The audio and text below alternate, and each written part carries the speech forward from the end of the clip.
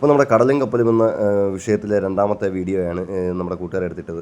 അപ്പോൾ ഈ വീഡിയോ പുള്ളിക്കാരൻ അവിടെ നിന്ന് എടുത്തിട്ടപ്പോൾ ഞാൻ വിചാരിച്ചു ഇവൻ ഈ ഗെയിമും കളിച്ചുകൊണ്ടിരിക്കുകയാണ് അവിടെ. ആദ്യം ഒറ്റ നോട്ടത്തിൽ എനിക്ക് അങ്ങനെ തോന്നി. കാരണം ഈ ചോപ്പെല്ലാം കൂടെ ഒരു ഒറ്റ കുപ്പിയിലാക്കണം, പച്ചയെല്ലാം കൂടെ അങ്ങോട്ടും ഇങ്ങോട്ടും ലാട്ട് ചെയ്തിട്ട് ഒരു കുപ്പിയിലാക്കണം, നീല എല്ലാം കൂടെ ഒരു കുപ്പിയിലാക്കണം. അപ്പോഴത്തേക്ക് നമ്മൾ ഈ കളി ജയിക്കും, പിന്നെ അടുത്ത ലെവലിലേക്ക് പോകും എന്നൊക്കെ വിചാരിച്ചുകൊണ്ടിരുന്നപ്പോഴാണ് ഇതിൻ്റെ സത്യകഥ അവൻ പറയുന്നത്. സംഭവം വേറൊന്നുമല്ല, ഈ നീല കളറിൽ സൂചിപ്പിക്കുന്നത് ഇതിനകത്തുള്ള ശുദ്ധജലത്തിൻ്റെ അളവിനെയും, ചുവന്ന കളർ സൂചിപ്പിക്കുന്നത് ഇതിനകത്തുള്ള ഇന്ധനത്തിൻ്റെ അളവിനെയും, പച്ച കളറിൽ സൂചിപ്പിക്കുന്നത് ഇതിനകത്തുള്ള കടൽ ജലത്തിൻ്റെ അളവിനെയാണ് സൂചിപ്പിക്കുന്നത്. നമുക്ക് നോക്കാം, വിശദമായി തന്നെ നോക്കാം.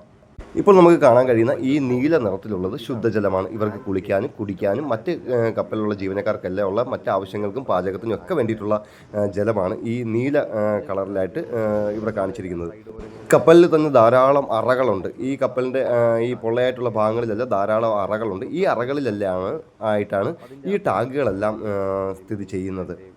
ഇനി നമ്മൾ ഈ ചുവന്ന നിറത്തിൽ കാണുന്ന കേജ് എന്തിൻ്റെയാണെന്ന് വെച്ചിട്ടുണ്ടെങ്കിൽ ഇത് വന്നിട്ട് ഇതിനകത്തുള്ള ഇന്ധനത്തിൻ്റെ യഥാർത്ഥമായിട്ടുള്ള അളവിനെയാണ് സൂചിപ്പിക്കുന്നത്. ഈ വാഹനത്തിനകത്ത് ഇന്ന ടാങ്കുകളിലൊക്കെയാണ് ഇന്ധനം നിറച്ചിട്ടുള്ള ആ ഇന്ധനത്തിൻ്റെ അളവ്. ഇപ്പോൾ നോക്കി കഴിഞ്ഞാൽ നമുക്ക് അതിൻ്റെ കൂടെ ഒരു പച്ച കളറോടെ കാണാം. ഇത് കടലിലുള്ള വെള്ളത്തെ ഇതിലേക്ക് അടിച്ച് കയറ്റുന്നതാണ്. അപ്പോൾ നമുക്ക് തോന്നുന്നു എന്തിനാണ് കടലിലെ ജലം ഇതിലേക്ക് കയറ്റുന്നത്.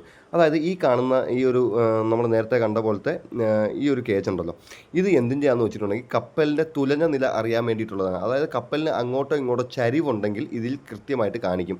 അപ്പോൾ ആ ചരിവിനെ മെയിൻറ്റെയിൻ ചെയ്യാൻ വേണ്ടിയിട്ട് പമ്പുകളിലൂടെ, ശക്തമായ പമ്പുകളിലൂടെ ഇതിൻ്റെ ഈ കപ്പലിലേക്ക് കാലിയായിട്ട് കിടക്കുന്ന അറകളിലേക്ക് കടൽ വെള്ളത്തെ അടിച്ചു കയറ്റി ഇതിനെ ആക്കുകയാണ് ചെയ്യാറുള്ളത്.